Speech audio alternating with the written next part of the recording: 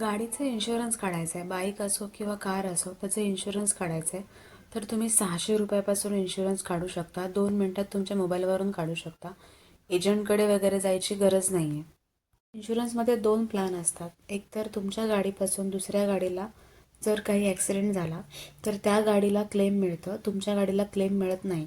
त्या असतो third party plan. First party प्लॅनमध्ये काय होतं, तुमच्या गाडीकडून समोरच्या गाडीचा ॲक्सिडेंट झाला तर समोरच्या गाडीला सुद्धा कवर मिळतं आणि तुमच्या गाडीला सुद्धा कवर मिळतं, म्हणजे तुमच्या दोघांचंही क्लेम होतं. तर फर्स्ट पार्टी आणि थर्ड पार्टी क्लेम काय आहे ते तुम्हाला समजलं असेल. थोडक्यात ह्या दोन्ही याच्यामध्ये थोडीशी अमाऊंटची डिफरन्स असतो, म्हणजे थर्ड पार्टी प्लॅन थोडा स्वस्त असतो, फर्स्ट पार्टी प्लॅन थोडासा जास्त महाग असतो. इन्शुरन्स काढायची प्रोसेस बघूया. गुगलवरती ॲको टाकलं तर तुम्हाला पहिली साईट येईल, ॲको इन्शुरन्स. त्यावरती क्लिक करायचं.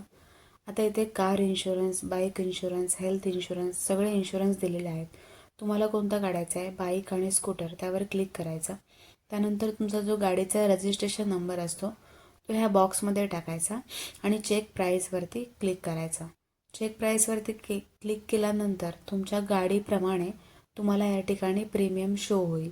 आता इथे 1 इयर, 2 इयर, 3 इयर म्हणजे तुम्हाला किती वर्षासाठी प्लॅन घ्यायचा आहे ते सिलेक्ट करायला येईल. आता इथे कंप्रेसिव्ह प्लॅन दिलेला आहे. कंप्रेसिव्ह प्लॅन म्हणजे काय, मी तुम्हाला मगाशी सांगितलं, फर्स्ट पार्टी आणि थर्ड पार्टी प्लॅन असे 2 असतात. कंप्रेसिव्ह प्लॅन म्हणजेच फर्स्ट पार्टी प्लॅन. याच्यामध्ये तुमच्या गाडीकडून समोरच्या गाडीला नुकसान झालं तर समोरच्या गाडीला सुद्धा क्लेम मिळतं आणि तुमच्या गाडीला सुद्धा क्लेम मिळतं. हा आहे फर्स्ट पार्टी प्लॅन म्हणजे कंप्रेसिव्ह प्लॅन. आता हा आहे 931 रुपयाचा. थर्ड पार्टी प्लॅन काय आहे, थर्ड पार्टी प्लॅनमध्ये त्यामध्ये समोरच्या गाडीला जर नुकसान झालं तुमच्या गाडीकडून तर समोरच्या गाडीला क्लेम मिळतं, पण तुमच्या गाडीला क्लेम मिळत नाही. म्हणजेच जे काही इन्शुरन्स क्लेम असेल ते समोरच्याचं जे आहे ती भरपाई मिळते, पण तुमचे मिळत नाही. म्हणून हा थर्ड पार्टी प्लॅन थोडासा कमी रेंजमध्ये असतो आणि फर्स्ट पार्टी प्लॅनमध्ये दोन्ही गाड्यांना क्लेम आहे ते मिळतं. आता तुम्हाला कोणता प्लॅन घ्यायचा आहे तो तुम्ही या ठिकाणी वाचून ठरवू शकता. आणि जर थर्ड पार्टी प्लॅन घ्यायचा असेल तर त्याच्यासुद्धा गोष्टी वाचून तुम्ही थर्ड पार्टी प्लॅन घेऊ शकता. 1 इयर, 2 इयर, 3 इयर जर तुम्ही सिलेक्ट करणार त्यानुसार तुम्हाला इथे प्रीमियम पडेल. आता इथे आपण 1 इयर सिलेक्ट केलेलं आहे म्हणून आपल्याला थर्ड पार्टी प्लॅनसाठी 714 रुपये दिसत होते. कंटिन्यू केल्यानंतर तुम्हाला इथे 2 गोष्टी दिसतील. जर तुम्हाला ह्या पर्सनल कवर, ॲक्सिडेंट कवर वगैरे घ्यायचं असेल तर ॲड करू शकता. नसेल घ्यायचं तर सरळ कंटिन्यूवरती क्लिक करायचं.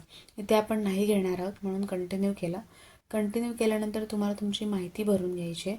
तुमचं नाव आहे ते नाव टाकून घ्यायचं आहे, मेल आय डी टाकायचा आहे, मोबाईल नंबर टाकायचा आहे, पिनकोड टाकायचा आहे, GST नंबर असेल तर तो टाकायचा आहे, अन्यथा सोडून द्यायचं आहे. सगळी माहिती टाकली आणि कंटिन्यूवरती क्लिक केलं. कंटिन्यू केल्यानंतर तुमच्या मोबाईल नंबरवरती एक OTP येईल. तो OTP इथे टाकून घ्यायचा आहे आणि सबमिट करायचा आहे. OTP टाकून झाल्यानंतर तुम्हाला इथे GST अमाऊंट शो होईल. आता जी आपली अमाऊंट होती 714 रुपये त्याच्यामध्ये GST प्लस होणार आहे 18%. अशी करून अमाऊंट झालेली आहे 843 रुपये. 843 रुपये आपल्याला पेमेंट करायचं आहे. पे नाववरती क्लिक करायचं. तुम्हाला इथे पेमेंटचे ऑप्शन दिसतील. UPI आहे, कार्ड आहे.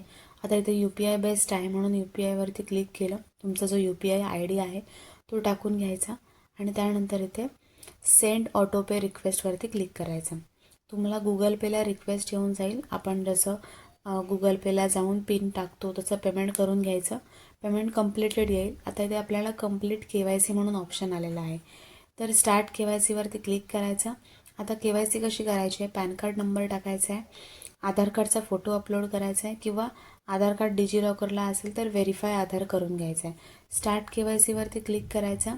स्टार्ट KYC केल्यानंतर तुम्हाला KYC पूर्ण करून घ्यायचे.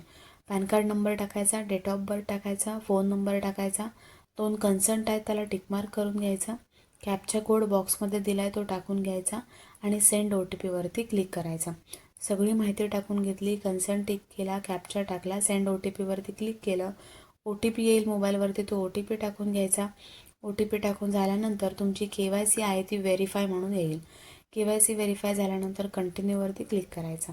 आता तुम्हाला या ठिकाणी तुमची KYC पण झालेली आहे, पॉलिसी पण इश्यू झालेली आहे आणि पेमेंटसुद्धा झालेलं आहे. आता 2 ते 3 मिनटामध्ये तुमची जी पॉलिसी पेपर आहे ते तुमच्या मेलवरती आणि मोबाईलवरती दोन्हीकडे येतात आणि पुढच्या 48 तासामध्ये परिवहन जे पोर्टल आहे, वाहन पोर्टल, त्या वाहन पोर्टलवरती तुमची पॉलिसी शो होईल. अशा प्रकारे तुम्ही घर बसल्या तुमची बाईकची किंवा कारची जे पण काही असेल ती पॉलिसी काढू शकता.